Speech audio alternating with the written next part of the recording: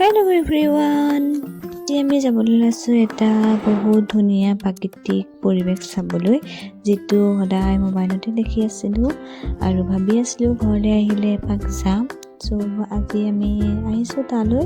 এনে দেখিছেনে কি ধুনীয়া বাগানৰ মাজে মাজে যাব লাগে আৰু আমি আহি পাই গ'লোহি যোনডোখৰ জেগালৈ আমি আহি আছিলোঁ।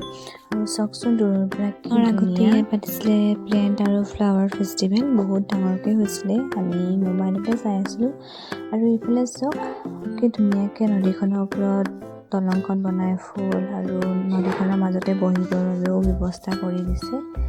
আৰু ইফালে সৰু সৰু কটেজ বনাইছিলে, ৰেষ্টুৰেণ্টো আছিলে, বহুত ধুনীয়া পৰিৱেশ। আৰু ইফালে চব ফ্লাৱাৰে বনাইছিলে ফ্লাৱাৰ ফেষ্টিভেলটো। চাই আহি কিন্তু বহুত ভাল লাগিলে। চাৰিওফালে পূৰা ফুল কিছুমান ফুল বাৰু মৰিয়ে গ'ল, কাৰণ অলপ আগৰলৈকে যিহেতু ফুলি আছিলে, এতিয়া অলপ কমি গ'ল ফুলটো। ইফালে এজনী মোৰ ভাগিনজনী মুনু, তাইকো অকণমান ভিডিঅ' উঠাই ল'লোঁ। ইফালে এটা চাংঘৰ ওপৰতো দেখিছেনে পূৰা টেণ্ট লগাই থৈছে, চাগে ইয়াতো কোনোবাই থাকিব ইচ্ছা কৰিলে থাকে। আৰু ইফালে চাওক নদীখনৰ মাজত কি ধুনীয়াকৈ বহিবৰ কাৰণে সুবিধা কৰি দিছে।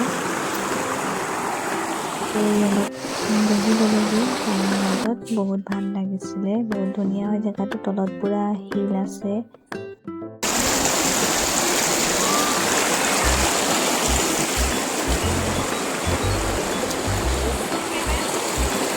সেইটো গৈছিলোঁ আবেলি সময়ত, সেইকাৰণে আৰু ধুনীয়া লাগিছিলে। আহিবলৈ কিন্তু মন নাছিলে, তেওঁ আহিব লগা হ'ল।